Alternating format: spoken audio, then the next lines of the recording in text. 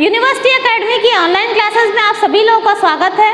और आज स्टूडेंट हम लोग डिस्कस करेंगे अपना जो 8085 माइक्रो प्रोसेसर है उसके पिन डायग्राम को, और किस फॉर्मेट में, मिनिमम मोड फॉर्मेट में।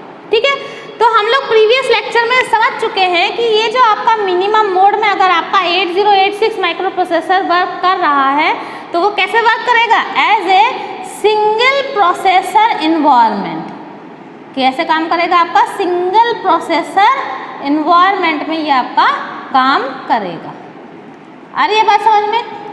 ध्यान में रखेंगे मिनिमम मोड के केस में कैसे रहेगा आपका सिंगल प्रोसेसर इन्वायरमेंट के केस में, और अगर मैक्सिमम मोड होगा तो किस में काम करेगा आपका मल्टीपल प्रोसेसर इन्वायरमेंट के फॉर्म में काम करेगा।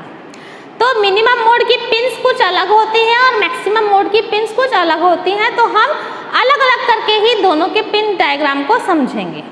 तो यहाँ पर देखिए स्टूडेंट, आपको क्या दिखाई दे रहा है कि ये आपका 8086 माइक्रो प्रोसेसर यूनिट का मिनिमम मोड का पिन डायग्राम है। तो यहाँ पर देखिए सबसे पहले आपकी किसकी बात हो रही है, VCC की। तो आप लोगों को मालूम ही है कि जितने भी माइक्रो कंट्रोलर हैं उन सबके लिए जो सप्लाई वोल्टेज चाहिए होता है वो कितना चाहिए होता है आपका 5 वोल्ट चाहिए होता है।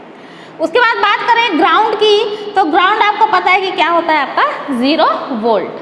ठीक है, अब यहाँ पे देख लेते हैं कि ये आपका देखिए क्या दिखाई दे रहा है, क्लॉक दिखाई दे रहा है। तो ये जो क्लॉक है तो बेसिकली किसके लिए यूज़ किया जाता है, आपका जो आपकी क्लॉक फ्रिक्वेंसी है उसको जनरेट कराने के लिए यूज़ किया जाता है। तो उसके लिए ये जो आपका क्लॉक है वो हमारे पास एक IC होती है 8284 क्लॉक जनरेटर। क्या होती है आपकी 8284 क्लॉक जनरेटर। तो ये जो क्लॉक पल्स है वो हम किसके थ्रू लेंगे, अपना 8284 क्लॉक जनरेटर के थ्रू क्लॉक पल्स लेंगे। ठीक है, आगे बढ़ते हैं। तो यहाँ पर देखिए आपको क्या दिखाई दे रहा है, एड्रेस बस हम पढ़ चुके हैं 8085 माइक्रो प्रोसेसर के केस में कि जो एड्रेस बस होती है वो क्या होती है आपकी यूनिडायरेक्शनल होती है, और जो डेटा बस है वो क्या होती है आपकी बाई डायरेक्शनल होती है। ये चीज़ हम लोग अच्छे से समझ चुके हैं अपना 8085 माइक्रो प्रोसेसर के केस में। अब जो आपका 8086 माइक्रो प्रोसेसर है तो चीज़ें वही हैं, एड्रेस बस भी यूनिडायरेक्शनल है और डेटा बस भी क्या है आपकी बाई डायरेक्शनल है।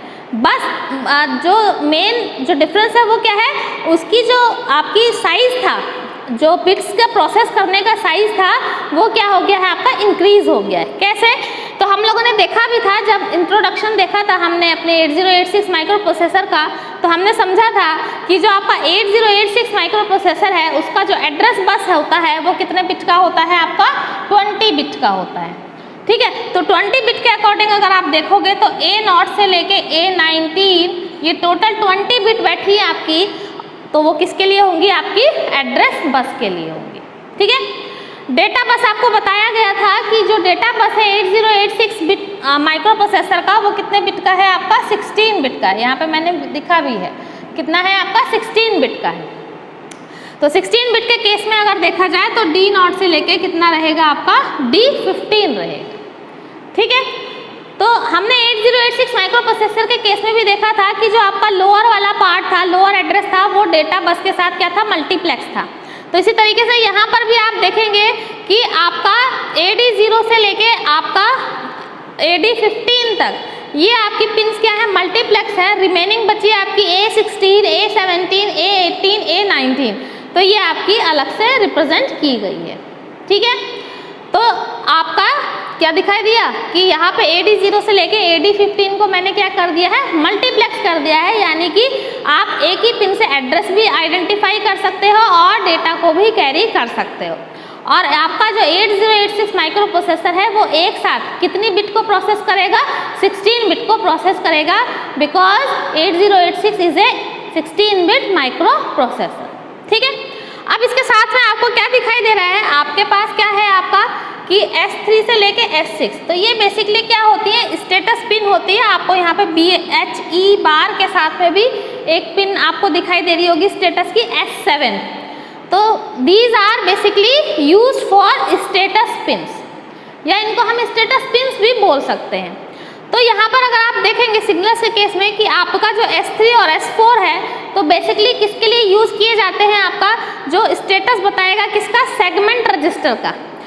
हमारे जो 8086 माइक्रो प्रोसेसर है, तो जब इसका रजिस्टर ऑर्गेनाइजेशन आप देखोगे तो वहाँ पे कुछ सेगमेंट रजिस्टर्स देखोगे आप लोग, जो कि मेमोरी सेगमेंटेशन में यूज़ किए जाते हैं। तो हमारे पास 4 तरीके के सेगमेंट रजिस्टर होते हैं, code segment, stack segment, data segment और आपका एक्स्ट्रा सेगमेंट। तो इसी तरीके से यहाँ पर मैंने मेंशन किया है कि जो आपका S3 और S4 पिन है वो बेसिकली किसके लिए यूज़ की गई है, आपकी जो आपका सेगमेंट रजिस्टर है उसका स्टेटस बताने के लिए यूज़ की गई है। ठीक है, कि कौन सा सेगमेंट रजिस्टर आपका यूज़ होगा। ऐसा आपका जो S5 है वो किसके लिए यूज़ किया गया है, आपका स्टेटस ऑफ इंटरप्ट फ्लैग। जो आप जैसे आपके 8085 में आपका फ्लैग रजिस्टर था, तो इसी तरीके से आपका जो 8086 माइक्रो प्रोसेसर है उसमें भी आपके स्टेटस फ्लैग रजिस्टर्स हैं। तो वहाँ पे एक फ्लैग देखोगे आप लोग, इंटरप्ट फ्लैग। तो ये जो S5 है बेसिकली क्या काम करता है, स्टेटस बताता है इंटरप्ट फ्लैग का कि वो सेट होगा कि वो आपका रीसेट होगा। इसी तरीके से X6 जो है वो बेसिकली किसके लिए रखी गई है, कि फ्यूचर एडवांस पर्पस के लिए रखी गई है, कि सपोज दैट अगर इसका एडवांस वर्जन होता है तब हम इस S6 की पिन का क्या करेंगे, यूज़ करेंगे। यहाँ तक बात समझ में आई। तो यहाँ पर हम लोगों ने किस किस चीज़ को देख लिया, अपना एड्रेस और डेटा बस को देख लिया कि आपका किस तरीके से आपका जो 8086 माइक्रो प्रोसेसर है उसकी एड्रेस और डेटा बस आपकी काम करेगी with the help of these status pins. ठीक है, अब अगर हम बात करें किसकी, कंट्रोल एंड टाइमिंग सिग्नल्स की, तो हमारे पास क्या क्या है, ALE हम लोग पढ़ चुके हैं। ALE क्या होता है, एड्रेस लैच इनेबल। किस लिए यूज़ किया जाता है, आपका जो हमारा मल्टीप्लेक्स एड्रेस और डेटा पिन्स हैं उनको डीमल्टीप्लेक्स करने के लिए यूज़ किया जाता है आपका ALE, that is address latch enable. Clear यहाँ पर। अब बात करते हैं किसकी, आपकी ये जो BHE बार है। ठीक है, क्या है आपकी BHE बार। यहाँ पे ये जो S7 है वो जनरली जो है वो आपकी क्या होती है, वो भी फ्यूचर पर्पस के लिए आपकी यूज़ की जाती है। अब बात करते हैं किसकी, BHE बार की। BHE बार क्या है, आपका नाम से भी शो हो रहा है, क्या है आपका बस हाई इनेबल। ठीक है, BHE बार क्या है आपका, बस हाई इनेबल। तो आपका बार लगा हुआ है, बार से आप समझ जाइए कि क्या है आपका, कि जब ये पिन आपकी 0 होगी तो आपकी पिन क्या होगी, आपकी एक्टिव होगी। तो ध्यान दीजिएगा कि अगर आपका BHE बार अगर आपका इस पिन पे क्या जाता है, लो जाता है, इस पिन पे अगर आपका लो जाएगा तो आपको जो एड्रेस और डेटा मिलेगा एड्रेस और डेटा बस से, तो वो आपका AD8 से लेके AD15 तक का आपको मिलेगा। इसी तरीके से इस पिन पे अगर 1 होगा तो आपको AD0 से लेके AD7 को आप यूज़ करोगे। तो बेसिकली ये जो बस हाई इनेबल है इसको हम लोग यूज़ करते हैं जब हम लोग मेमोरी का सेगमेंटेशन करेंगे। तो आप देखेंगे कि हम जो मेमोरी सेगमेंटेशन है उसको 2 बैंक्स में डिवाइड करते हैं, एक आपका इवन बैंक होता है और एक आपका ऑड बैंक होता है। तो वहाँ पर इस BHE बार सिग्नल का आपका यूज़ किया जाएगा। ठीक है, उसके बाद देखते हैं हम लोग कि क्या है आपका M/ इनपुट आउटपुट बार। तो M से मतलब क्या है आपका मेमोरी, और इनपुट आउटपुट से मतलब है कि आपका इनपुट आउटपुट। तो कहने का मतलब यहाँ पर ये है कि आपका जो माइक्रो प्रोसेसर है 8086 वो आपका मेमोरी के साथ रीड या राइट ऑपरेशन परफॉर्म कराना चाहता है, कि इनपुट आउटपुट के साथ कराना चाहता है, तो वो किसके थ्रू आइडेंटिफाई होगा, आपका M/ इनपुट आउटपुट बार पिन से डिफाइन होगा।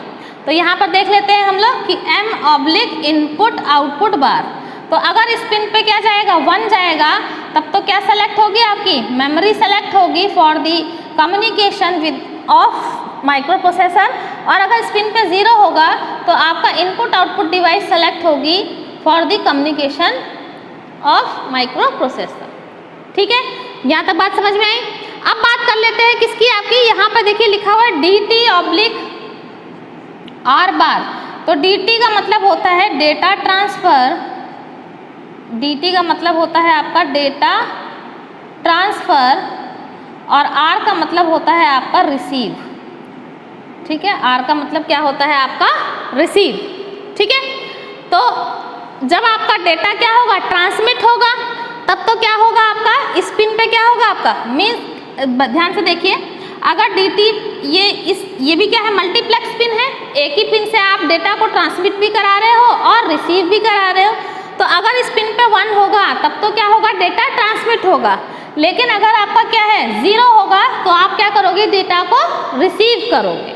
ठीक है, तो बेसिकली क्या है, रीड ऑपरेशन और राइट ऑपरेशन है। रीड के केस में क्या करते थे हम लोग, माइक्रो प्रोसेसर रिसीव करता था, और जो हमारा राइट का केस होता था तो उसमें सेंड करता था। तो यहाँ पर भी वही केस है, अगर आपका माइक्रो प्रोसेसर क्या कर रहा है, रिसीव कर रहा है, तब इस पिन पे क्या होगा, 0 होगा।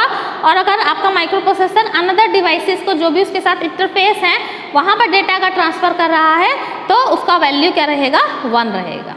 ठीक है, आगे देखते हैं। यहाँ पे रीड और राइट ऑपरेशन है, तो अगर रिसीव होगा तो रीड ऑपरेशन होगा, और अगर डेटा ट्रांसमिट होगा तो क्या होगा, आपका राइट ऑपरेशन परफॉर्म होगा। इसके बाद देखते हैं DEN बार। तो DEN बार क्या है, बेसिकली आपका डेटा इनेबल पिन है। DEN बार जो है वो क्या है, आपका DEN बार बेसिकली क्या है, आपकी डेटा इनेबल पिन है। कौन सी पिन है, डेटा इनेबल। और ये कब एक्टिव होगी, जब इस पिन पे क्या जाएगा, आपका 0 जाएगा। ठीक है, तो इसका काम क्या है, डेटा इनेबल पिन का, आपका ये जो माइक्रो प्रोसेसर है 8086 वो एक ट्रांस रिसीवर आईसी के साथ कनेक्टेड होता है, या कह सकते हैं इंटरफेस होता है। क्या होती है आपकी, ट्रांसीवर आईसी, और इस आईसी का नंबर होता है आपका 8286। ठीक है, तो आप इस नाम से भी समझ रहे हो ट्रांसीवर से कि ट्रांसमीटर और रिसीवर उन दोनों को कंबाइन करके आपकी एक आईसी बनी ट्रांसीवर, और उस आईसी का जो नंबर है वो क्या है, आपका 8286 है। तो जब ये पिन आपकी इनेबल होगी तब आपके जो माइक्रो प्रोसेसर है, ठीक है, आपका जो माइक्रो प्रोसेसर है वो इन्फॉर्म करेगा किसको, 8286 को, कि आपका जो सीपीयू है वो रेडी है for the read and write operation. ध्यान से सुन लीजिए सभी लोग कि आपका ये जो डेटा इनेबल पिन है, ये डेटा इनेबल पिन आपका जो ट्रांसीवर है जिसकी आईसी 8286 है उसको ये बताता है कि आपका सीपीयू जो है वो रेडी है फॉर दी जो भी हमारा डेटा है उसको रीड कराने के लिए या राइट कराने के लिए, या कह सकते हो ट्रांसमिट कराने के लिए या रिसीव कराने के लिए। बात यहाँ पे समझ में आई सभी लोगों को कि किस तरीके से हमारी डेटा इनेबल पिन जो है वो काम करेगी। अब बात कर लेते हैं किसकी, रेडी पिन की। तो अगर आपकी ये जो रेडी पिन है, एक्टिव हाई पिन है, ये पिन अगर क्या होगी, आपकी 0 होगी, तब आपका जो माइक्रो प्रोसेसर है वो किस में चला जाएगा, वेट स्टेट कंडीशन में चला जाएगा। बात आई समझ में। जब आपकी रेडी पिन क्या होगी, 0 होगी, तब आपका जो माइक्रो प्रोसेसर है वो किस में चला जाएगा, वेट स्टेट कंडीशन में चला जाएगा। क्लियर। चलिए अब इधर का पोर्शन हो गया, अब हम इधर आ जाते हैं। तो देखिए यहाँ पर स्टूडेंट क्या दिखाई दे रहा है आपको, INTR है, तो इसका मतलब होता है इंटरप्ट रिक्वेस्ट। INTA बार है, इंटरप्ट एक्नॉलेजमेंट। TEST बार है, यानी कि टेस्ट बार पिन है आपकी। NMI यानी कि नॉन मास्केबल इंटरप्ट। रीसेट आपको पता ही है, होल्ड HLDA, और यहाँ पे VCC। तो अगर हम देखें कि INTR, INTA bar, test bar, NMI और रीसेट, तो these are basically interrupt signals and reset. अब हम देखते हैं 1 by 1 करके कि किस तरीके से ये काम करेगा। तो देखो अगर रीसेट है तो रीसेट पिन क्या है, आपकी एक्टिव हाई पिन है। इस पिन पे जब 1 जाएगा तो इसका मतलब क्या हुआ कि माइक्रो प्रोसेसर का जितना भी ऑपरेशन है वो सब क्या हो गया, आपका रीसेट हो गया है। क्या हो गया, आपका रीसेट हो गया है। NMI का मतलब होता है नॉन मास्केबल इंटरप्ट। तो मास्केबल से मतलब यहाँ पर ये है कि आपका जो ये नॉन मास्केबल इंटरप्ट है, थ्रू दी सॉफ्टवेयर या थ्रू दी इंस्ट्रक्शन इसको हम लोग डिसेबल या इनेबल नहीं कर सकते हैं। ठीक है, उसके बाद देखते हैं आपकी INTR और आपकी INTA बार। तो बेसिकली होता क्या है, आपका ये जो 8086 माइक्रो प्रोसेसर है तो इसके पास में एक एक्सटर्नली इंटरप्ट कंट्रोलर है जिसकी जो आईसी है वो क्या है, आपकी 8259 है। क्या है, आपकी 8259 है। ये बेसिकली किसकी आईसी है, आपकी इंटरप्ट कंट्रोलर की। तो जब भी आपके माइक्रो प्रोसेसर को इंटरप्ट की रिक्वायरमेंट होती है तो वो इंटरप्ट सिग्नल कहाँ से लेगा, आपका इस 8259 इंटरप्ट कंट्रोलर से लेगा। तब उस केस में क्या होगा कि ये जो 8259 है वो इंटरप्ट रिक्वेस्ट भेजेगा आपके माइक्रो प्रोसेसर को कि भाई इंटरप्ट जो है वो क्या करने हैं, सेंड करने हैं, या आपकी इसको माइक्रो प्रोसेसर को इंटरप्ट की रिक्वायरमेंट है। तब क्या होगा कि अगर माइक्रो प्रोसेसर इस रिक्वेस्ट को एक्सेप्ट कर लेता है तब वो जो आपका 8259 है उसको इंटरप्ट एक्नॉलेजमेंट सिग्नल क्या कर देगा, सेंड कर देगा। ये काम तब होगा जब आपका जो 8086 माइक्रो प्रोसेसर है वो 8251 के थ्रू जो इंटरप्ट रिक्वेस्ट आई है थ्रू दी INTR पिन उसको क्या कर लेगा, एक्सेप्ट कर लेगा।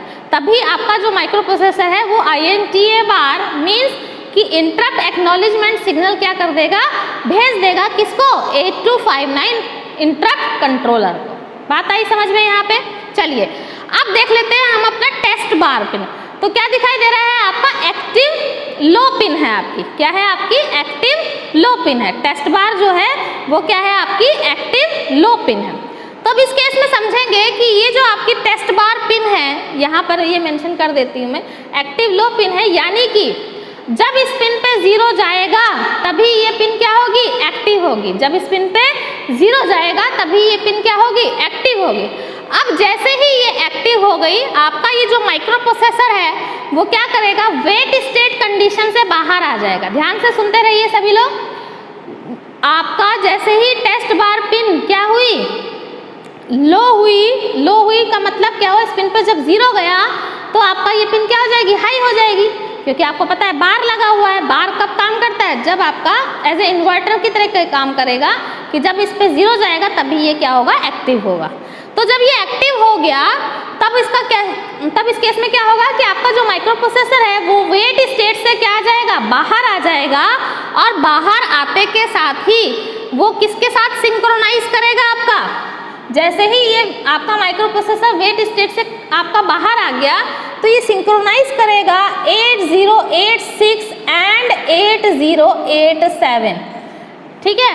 किसके लिए, 8086 और 8087 के जो ऑपरेशंस है उनको क्या करेगा, सिंक्रोनाइज करेगा। तो यहाँ पर ये जो 8087 है ये क्या है, आपका को प्रोसेसर है, किसके लिए काम करता है, आपका 8086 के लिए। तो बेसिकली जो जितने भी आपके अर्थमेटिक ऑपरेशन हैं, ध्यान से सुनिएगा, जितने भी अर्थमेटिक ऑपरेशंस हैं वो सब किसके थ्रू किए जाते हैं, इस 8087 को प्रोसेसर के साथ किए जाते हैं। या ऐसा भी समझ सकते हो आप लोग कि जितने भी अर्थमेटिक ऑपरेशन हैं वो कौन परफॉर्म करता है, आपका 8087 परफॉर्म करता है।